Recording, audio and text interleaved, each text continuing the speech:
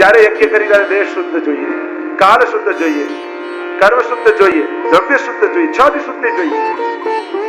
એના વગર એ કર્મો ફલિત નથી થતા. પણ એનાથી શ્રેષ્ઠ જ્ઞાન યજ્ઞ છે.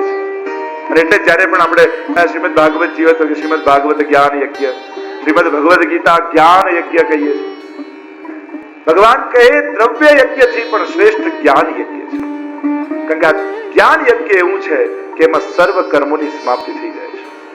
જે સમયે સત્સંગ કરતા કરતા જ્ઞાન પ્રાપ્તિ થતા જીવનો અહંકાર ઓગળી જાય અને ભગવત પરક એની ચેતના થઈ જાય ત્યારે સર્વ કર્મોની સમાપ્તિ પરમાત્મા કરી દેતા હોય છે. પ્રભુને ક્ષણ નથી લાગતી કર્મોને સમાપ્ત કરતા, કારણ કે નિયંતા એ જ છે અને એ જ કર્મોથી છોડાવી શકે છે. અને પ્રભુએ ઉદ્ઘોષ કરેલો છે, તારા કર્મોથી હું તને મુક્ત કરીશ, તારા પાપોથી તને મુક્ત કરીશ. એ વચન આપેલું છે પરમાત્માએ.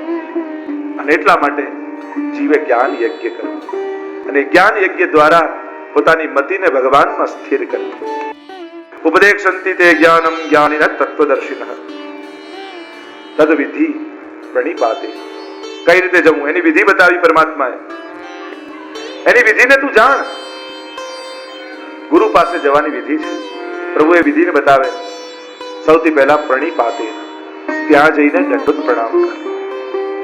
ગુરુ પાસે જઈએ એટલે સૌથી પહેલા વંદન કરાય, પ્રણામ કરાય. પ્રણિપાતે, સૌથી પહેલા તારી દીનતાને દંડવત કરવા એટલે પોતાની દીનતાને પ્રગટ કરવી. દંડવત કરવામાં કઈ ગુરુને લાભ નથી. કોઈને પ્રણામ કરો, તમારા કોઈ પગ પકડી રાખે તમને મજા આવે? તમે એમ કહો ના છોડ છોડ છોડ. આ છે પોતાની દીનતાની અભિવ્યક્તિ. દરેક વસ્તુની અભિવ્યક્તિ હોય છે. પોતાના આનંદની અભિવ્યક્તિ હોય, પોતાની ખુશીની અભિવ્યક્તિ હોય, પોતાની પ્રસન્નતાની અભિવ્યક્તિ હોય, એમ પોતાના દૈન્યની અભિવ્યક્તિ એ દંડવત પ્રણામ છે. એટલે જ્યારે પણ ગુરુ કે પ્રભુ પાસે જઈએ તો સૌથી પહેલા દંડવત પ્રણામ કરે. બે શબ્દો બહુ મહત્વના છે અને એક બંને શબ્દો ગીતાજી આપે છે. એક જય શબ્દ અને બીજો નમઃ શબ્દ. જ્યારે પણ આપણે કંઈ પણ ગુરુ પધારે કે પ્રભુ પાસે જઈએ તુરંત બોલે કૃષ્ણ કનૈયા લાલ કી જય. જય બોલે. વૈષ્ણવ મળે તો જય શ્રી કૃષ્ણ. એ જય ક્યાં આવે? જ્યાં કૃષ્ણ હોય ત્યાં જય. યત્ર યોગેશ્વર કૃષ્ણ યત્ર પાર્થો ધનુધર તત્ર શ્રી વિજયો. જ્યાં કૃષ્ણ છે ત્યાં જય છે.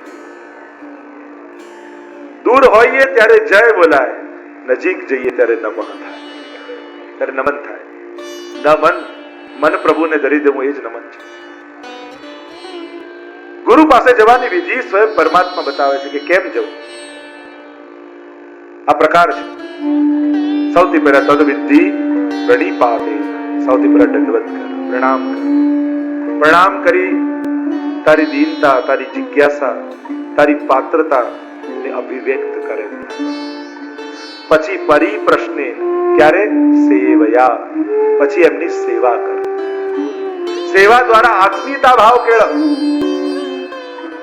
પ્રાચીન કાળમાં તો જયારે ગુરુ શિષ્ય પરંપરા આદિમાં ભણતા કેટલા વર્ષો સુધી કોઈ ને કોઈ સેવામાં ગુરુદેવ રાખતા અને એ સેવા કરતા કરતા એને બ્રહ્મ જ્ઞાન થઈ જતું. બેસાડીને ભણાવવાની વાત પછી છે, પણ એ સેવામાં નિષ્ઠા જયારે એની થાય અને સેવા કરતા કરતા એને બ્રહ્મ જ્ઞાન થાય. આવા અનેક પ્રસંગો આપણે ત્યાં મળે છે. સેવયા, એનો આત્મીયતા ભાવ કેળવ, એની નજીક જા, એની નિકટતાને પામ અને તારી પાત્રતા સિદ્ધ કર. અને પછી પરિપ્રશ્ને, અને પછી પ્રશ્ન કર, જિજ્ઞાસાને અભિવ્યક્ત કર. આમ કરવાથી એ તત્વદર્શી ગુરુ તને ઉપદેશ આપશે અને પછી એમની પાસે જ્ઞાન પ્રાપ્ત કર. સેવા દ્વારા જ્ઞાનનો અધિકાર પ્રાપ્ત થાય, સેવા દ્વારા જ્ઞાનની પાત્રતા પ્રાપ્ત થાય. જઈને સીધું જાણી લીધું, પણ પાત્રતા વગર ગુરુ પાસે મળેલો ઉપદેશ પણ તમને લાભ નહીં. ગુરુ પાસે ઉપદેશ લેતા પહેલા એ ઉપદેશ ગ્રહણ કરવા માટેના પાત્ર બને. અને જો પાત્ર નહીં બન્યા તો ગુરુની નિકટતા પણ તમને અભાવ લાગશે. નિકટતા કદાચ અભાવ આપી જશે જો પાત્રતા સિદ્ધ ન કરી, પોતાના મનને તૈયાર ન કરી. આત્મીયતાને કેળવ્યા બાદ પ્રશ્ન કરીને તને ઉપદેશ આપશે, એના દ્વારા હરિ પ્રાપ્ત થશે. એમ કહેતા 36મા શ્લોકમાં પ્રભુ બોલે, આ ભગવદ જ્ઞાન, ભગવાનનું જ્ઞાન અને ભક્તિનું જ્ઞાન, આ બંનેની જ્ઞાન રૂપી નૌકા એવી છે, જો તું એમાં બેસી જઈશ તો આ બધા પાપ સાગરને તરી જઈશ. એકાદશ સ્કંદમાં ભાગવતજીમાં પણ આવે છે, દુર્લભો માનુષો દેહો દેહિનામ ક્ષણ ભંગુર. અને ત્યાં મહાપ્રભુજી સુવર્ણીમાં લખે છે કે આ માનવ દેહ દુર્લભ છે ને ક્ષણભંગુર છે, પણ મહાપ્રભુજી કહે કે આ દેહ રૂપી નૌકાને ગુરુ રૂપી કર્ણધારના હાથમાં સોંપી દો તો એને ભવપાર લઈ જશે. ગુરુ કર્ણધાર છે, ભવાબ્ધિ પોતમ મહાપુરુષ તે ચરણારવિંદ. મહાપુરુષના ચરણારવિંદને ભવસાગર પાર ઉતરવાની નૌકા કીધી છે કે જે એમાં બેસી જાય એ ભવપાર ઉતરી જતો હોય છે. સાધનો ટૂંકા હોય, સમજણ ટૂંકી હોય ને, ત્યારે આશ્રય કોઈ મહાન નો કરી લેવો. આપણે કોઈ સાધન શ્રેષ્ઠ ન હોઈએ અને આપણી પાસે છે પણ નહીં, એવી સમજે નથી, એવા સાધને નથી, એવા તપે નથી, અને જ્યારે આપણા સાધનો ટૂંકા હોય ને ત્યારે કોઈ મહાનનો આશ્રય કરી, અને મહાનનો આશ્રય કરી લેશો તો સાધન બળે નહીં તરીએ તો આશ્રય બળે તરી જવાશે. કદાચ આપણામાં એવી આવડત નથી, પણ આપણે મહાપ્રભુજીનો આશ્રય લીધો છે અને એટલે નિશ્ચિત છે કે કહી સોંપત ગોવર્ધન નાથે, એ શ્રીનાથજી સાથે આપણો હસ્તમેળાપ જરૂર કરાવશે. અને આ જ્ઞાન જેને આવે આત્માને પામે છે. તો આ જ્ઞાન કોણ પામી શકે? આ જ્ઞાનને પામે કોણ? એના લક્ષણ બતાવ્યા. શ્રદ્ધાવાન લભતે જ્ઞાનમ તત્પર સંયતેન્દ્રિય, અને જ્ઞાનમ લબ્ધ્વા પરામ શાંતિમ અચિરેણાધિગચ્છતિ. એક જે જીતેન્દ્રિય હોય એ આ શાંતિને પામે, એ આ શ્રદ્ધાને પામે. જીતેન્દ્રિય, ઇન્દ્રિયોને જેને જીતી હોય. જો ઇન્દ્રિયો દરેકને છે, ચાવી એક જ હોય, તાળું ખુલે પણ એનાથી ને બંધ એનાથી. બે ચાવી ના હોય, એ ખોલવાની સુધી બંધ કરવાની. એમ આ જ ઇન્દ્રિયોથી મુક્ત પણ થઈ શકાય છે અને આ જ ઇન્દ્રિયોથી બંધનમાં પણ હોય છે. આ જ આંખ કોઈ પાપ પણ જુએ અને આ જ આંખથી ભગવત દર્શન થાય છે. આ જ જીવાથી કોઈની નિંદા થાય અને આ જ જીવાથી પ્રભુના ગુણગાન થાય છે. ચાવી એક જ છે, બસ જોવાનું એ કે તમે ફેરવો છો કઈ બાજુ, ખોલવા માટે કે બંધ કરવા માટે. મને તો એમ થાય, જે આંખે ભગવાનને જોયા હોય એ આંખ પાપ કેમ જોઈ શકે? જે જીભથી ભગવાનનું નામ લીધું હોય, એ જીભમાં ભગવાનના નામે સ્પર્શ કર્યો હોય, એ જીભ કોઈની નિંદા કેમ કરી શકે? જે કાનથી ભગવાનની કથા સાંભળી હોય, એ કાનમાં કોઈની નિંદા કેમ જાય? વેણુ ગીતમાં તો કહ્યું ને કે ગાવશ્ચ કુષ્ઠમુખ નિર્ગત વેણુ પીયુષ મુત્તભીત કર્ણ પુટહી પિબંત્ય. એ વેણુનાથ થાય ત્યારે ગાયો પોતાના કાનને દૂના બનાવી રસને લે છે. કહ્યું કે ત્યાં વાટકી નથી બનાવે, દૂના બનાવે છે. વાટકીમાં તો આજે દૂધ પીએ ને કાલે ધોઈને છાશે પીવાય, પણ દો ના પડ્યું હોય ને એને દૂના કહેવાય. દો ના વહી તો દોના, કે જેમાં એક વાર એક જ રસ પીવાય એ દૂના. આ કણને પણ વાટકી ન બનાવતા, દૂના બનાવતા. એક વાર ભગવદ રસ પીધો હોય ને પછી એમાં નિંદાનું વિષ ન નાખતા. કારણ કે વિષનું એક છાંટું, ભલે ને કેટલું મોટું દૂધ તો તપેલું હોય, પણ એક છાંટો પડે બધું બગડી જાય. આમ પુણ્યો ગમે તેટલા ભેગા કરીએ પણ પાપ માટે સાવધાન. એક છે એટલે પેલું સફેદ કપડા પહેરે ને સંતો મહાત્માઓ, કેમ કેટલું જાગૃત રહેશે. જે કાયમ સફેદ કપડા પહેરતો હોય ને એને બહુ એલર્ટ રહેવું પડે. સહેજ કંઈક ચૂકે દાગ લાગી જાય. એમ સંત પણ જીવનમાં હંમેશા પોતાના મનને સફેદ રાખવા માટે જાગૃત રહે કે ચૂકીશ ને દાગ લાગી જશે. અને સફેદમાં એક નાનો દાગ પણ હોય ને પછી આખું કપડું નકામું થઈ જાય, પછી તમે એને પહેરી ના શકો. કારણ કે આપણા બધાનો સ્વભાવ જ એવો હોય ને કે આખું વ્હાઈટ શર્ટ હોય પણ નાનકડો દાગ હોય, બધા એમ પૂછે આ દાગ ક્યાંથી લાગે? આખું વ્હાઈટ શર્ટ કોને ના દેખાય? બધાને દાગ જ દેખાય. જીવન પણ એવું છે, એક વાર દાગ લાગે પછી એને ધોવું બહુ અઘરું થઈ જાય છે. અને એટલે સાવધાન રહેવું જોઈએ, સતત સાવધાન રહેવું. જીતેન્દ્રિય સાધક પરાયણ અને શ્રદ્ધાવાન માણસ એ જ્ઞાનને પામે છે. શ્રદ્ધાવાન લભતે જ્ઞાન, જેની અંદર શ્રદ્ધા હોય એ જ્ઞાનને પામે. જો જીવનમાં શ્રદ્ધાવાન બનીને રહેજો. બહુ બુદ્ધિવાન બનવા કરતા શ્રદ્ધાવાન જીવ શાંતિને પામે છે, જેને ભરોસો. અરે એક પ્લેનમાં પણ જઈએ આપણે તો કઈ પાયલોટ ને કઈ પેલા તું અહીંયા બતાવ કઈ રીતે ટેક ઓફ કરીશ, લેન્ડિંગ કરીશ, કયો રૂટ ને લઈશ, પેલા અમને બતાવ તો જ બેસું થાય. એક વિમાન ઉડાવનાર પર આટલી શ્રદ્ધા, વિમાન ચલાવનાર પર આટલી શ્રદ્ધા, તો આખી દુનિયા ચલાવનાર પર આટલી શ્રદ્ધા નહીં, એ બધું કરશે. ને અકબરે પૂછ્યું કે કોઈ એવું સેન્ટેન્સ, કોઈ એવી વાત મને કે જે સુખમાં સાંભળું તો મને દુઃખ થાય અને દુઃખમાં સાંભળું તો મને સુખ થાય. એવી કોઈ મને વાત કે. ત્યારે બિરબલે કહ્યું, ये समय भी गुजर जाएगा. સુખમાં સાંભળશો ને તો દુઃખ થશે અને દુઃખમાં સાંભળશો તો સુખ થશે. આ કાયમ રહેવાનું નથી, આ સમય પણ જતો રહેવાનો છે. એટલે સુખનો સમય આવે ને ત્યારે માણસે સાવધાન રહેવું. કોઈનું કાયમ રહ્યું નથી. માણસ સ્વજન, સંપત્તિ અને સ્વાસ્થ્ય આના ઉપર અહંકાર રાખીને બેઠો હોય છે. શું તમે મને આજે ભરોસો આપી શકો અત્યારે જેવી તમારી તબિયત છે એવી જ કાયમ રહેવાની છે? એવી ગેરંટી કરી કોઈને હોય તો હાથ ઊંચો કરે. તમારા સંબંધીઓ જોડે તમારા જેવા સંબંધ અત્યારે છે એવા જ કાયમ રહેવાના છે, એવી ગેરંટી કરી? તમારી પાસે જેટલું અત્યારે ધન છે કે જેવું સુખ છે એવું કાયમ રહેશે એવી ગેરંટી કરી?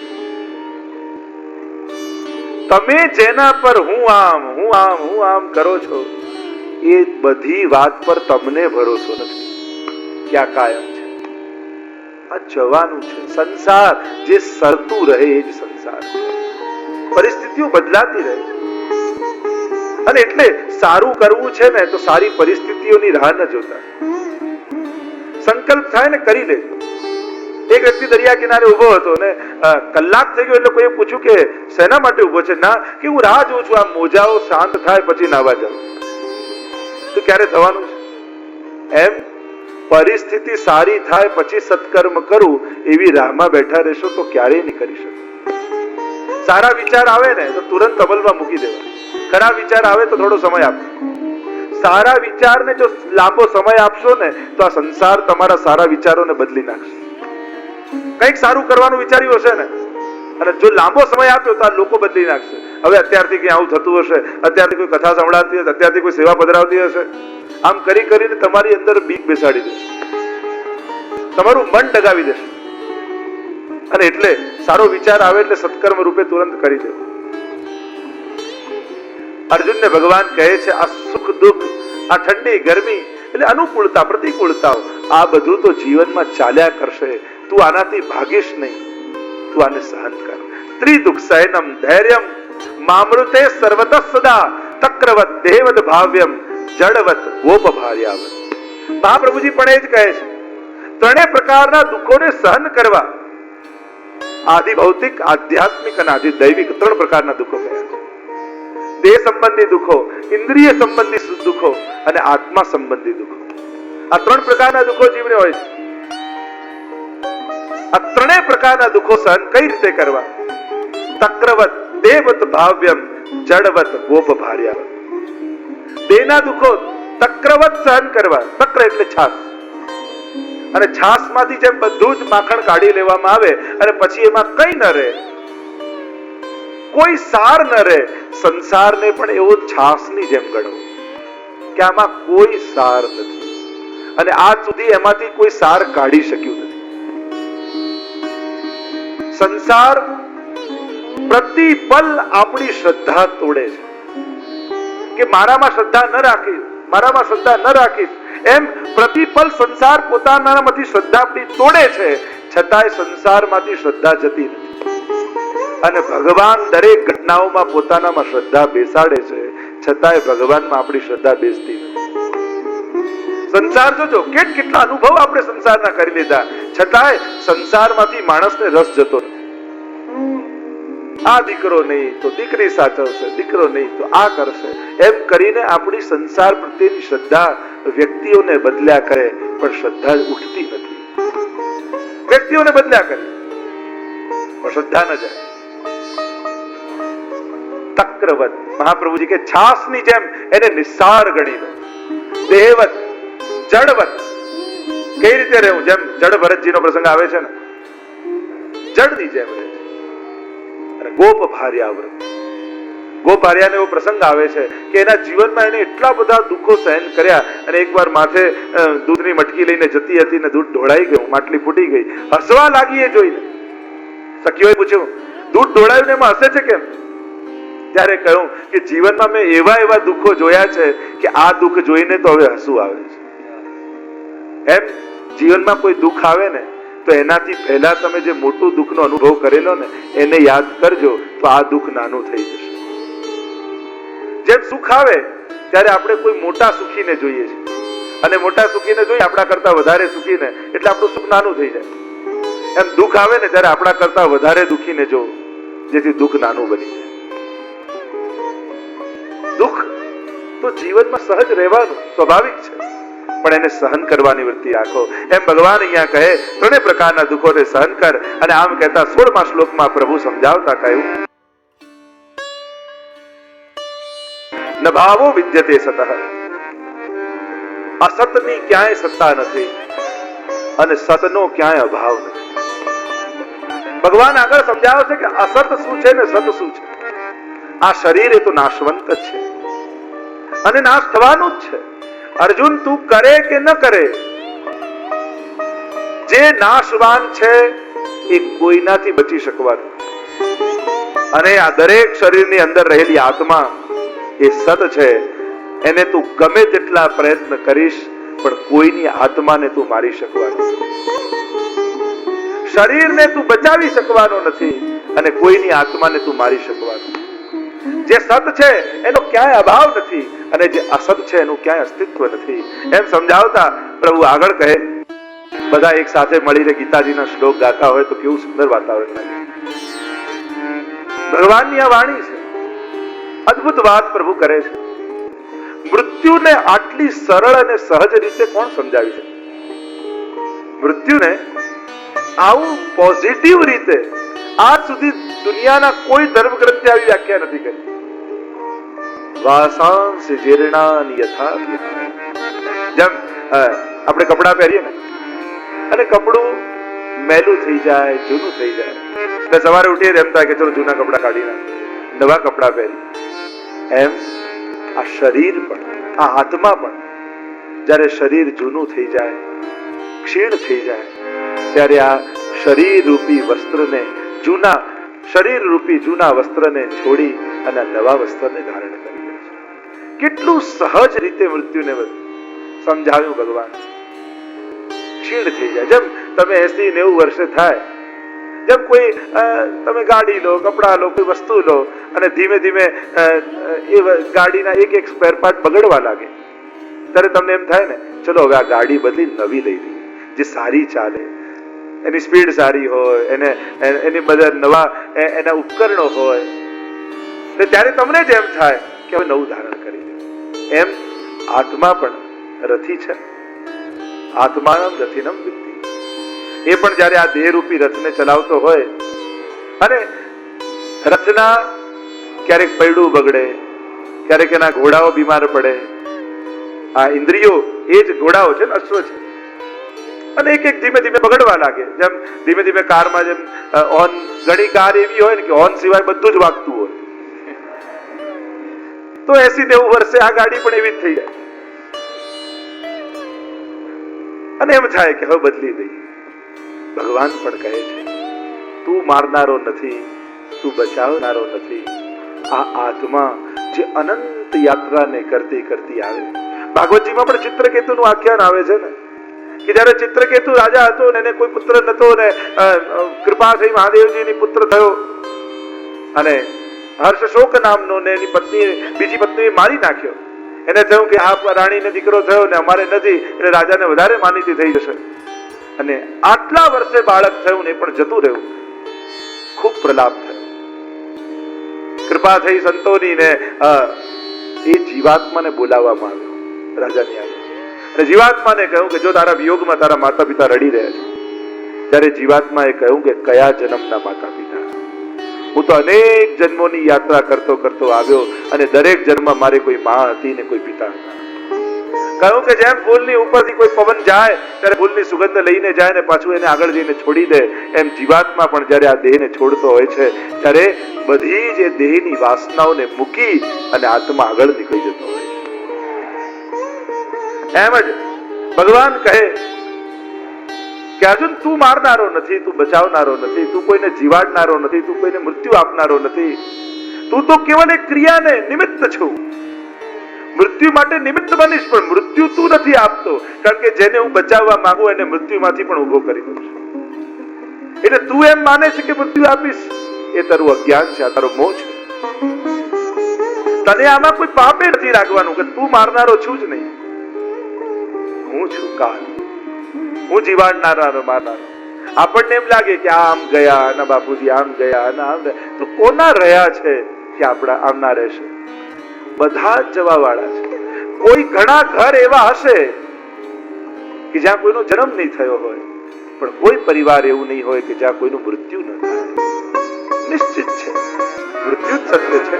અને વાસાંશ જીર્ણાની, જેમ જૂના કપડાને છોડી કેટલી સહજ રીતે મૃત્યુની વાત ભગવાને કહી કે કપડાને છોડે, મેલા કપડાને ધોવા નાખે માણસ, ત્યારે એમાં એને કઈ બહુ આસક્તિ નથી હોતું. એમ થાય કે બદલીને નવા પહેરવું. એને નવા પહેરવાનો ઉમળકો વધારે હોય, જૂના છોડવાનો શોખ નથી હોતો. એને નવા પહેરવાનો ઉમળકો હોય. અને એમ જ આત્મા છોડીને જાય. આગળ 23મા શ્લોકમાં પ્રભુ સમજાવતા એ જ વાતને કહે, નયનમ છિન્નંતિ શસ્ત્રાણી, એને કોઈ શસ્ત્રો છેદી શકતા નથી. અગ્નિ એને બાળી શકતો નથી, પાણી એને ઓગાળી શકતું નથી, પવન એને સૂકવી શકતો નથી. કારણ કે આ શરીર 5 ભૌતિક તત્વોનું બનેલું છે, પંચમહાભૂતનું. આત્મા તો ભગવદ અંશ છે, એ આ પંચમહાભૂતનું નથી. અને એટલે આ પંચમહાભૂતો એને સ્પર્શ કરી શકતા નથી, એને કોઈ મારી શકતું નથી. તું ગમે તેટલું સારું બાણ લઈને આવ અર્જુન, પણ એ બાણ શરીરથી આગળ આત્માને સ્પર્શ નહીં કરી શકે. આ બાણ ક્યાં સુધી પહોંચશે? કેવળ એના શરીર સુધી. આત્માને સ્પર્શ નથી કરી શકતું. કોઈ અગ્નિ એને બાળી શકતું નથી. માણસ મરી જાય તો શરીરને બાળી શકાય, આત્માને કોઈ બાળી નથી. પવન એને સૂકવી શકે નહીં, જળ એને ભીજવી શકે નહીં. આત્મા તો બધાથી પર છે, અવ્યક્ત છે, અચિંત્ય છે, વિકાર રહિત છે. આ આત્માનું સ્વરૂપ છે. 25મા શ્લોકમાં ભગવાન આત્માના સ્વરૂપને સમજાવે કે આત્મા કેવો છે? અવ્યક્ત, જેનું કોઈ વર્ણન ન કરી શકે. જો જીવનના અનુભવો લખી શકાય, કહી શકાય, મર્યા પછી કોઈ આવીને કહ્યું નથી કે મારી જોડે ત્યાં આમ થયું. જીવનના અનુભવ ગાઈ શકે. મૃત્યુ એક એવો અનુભવ છે કે જેની અભિવ્યક્તિ આજ સુધી કોઈએ કરી નથી, પણ અનુભવ બધાએ કર્યો છે. મૃત્યુ એવો અનુભવ છે કે અનુભવ બધાએ કર્યો છે, પણ અભિવ્યક્તિ કોઈ કરી શક્યું નથી. અને મૃત્યુ અટલ સત્ય છે. આત્મા કેવું, આપણે ત્યાં કહીએ ને કે મર્યા પછી આત્માની શાંતિ માટે કરો, તો ખરેખર તો શબ્દ ઊંધો છે. આત્મા તો શાંત જ છે, પણ જીવની ભીતર આ સ્થૂલ દેહ અને બીજો સૂક્ષ્મ દેહ રહેતો હોય છે. જીવાત્મા જેને કહીએ, જીવ અને આત્મા. જીવ જે છે એની ભીતર, જેને સૂક્ષ્મ દેહ આપણે કહીએ, એની અંદર આ ઇન્દ્રિયો છે, કર્મો જ્યાં સંચિત થાય છે. અને જે જીવ આ દેહને છોડી બીજા દેહનો સ્વીકાર કરે છે. આત્મા તો કેવળ એનાથી રૂપે છે. આત્મા કઈ કરતો નથી. આત્મા તો કારમાં જેમ બેટરી હોય, એન્જિન હોય, એ રીતને છે. એન્જિન કારને ક્યાંય લઈ જતું નથી, પણ એન્જિન થી કાર જાય છે.